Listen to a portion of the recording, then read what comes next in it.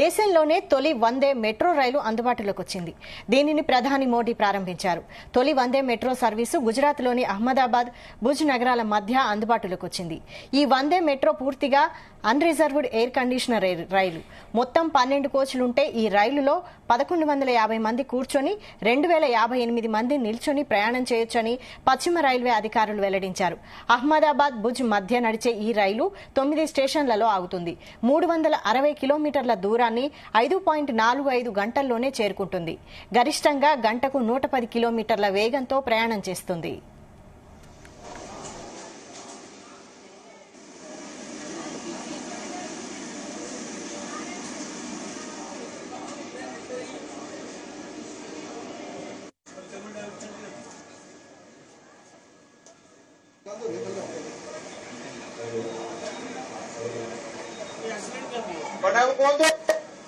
ଆପଣ କଣ୍ଟିନ୍ୟୁଟି ହେଲେ ପ୍ରୋଗ୍ରାମ କହିବେ ମତେ।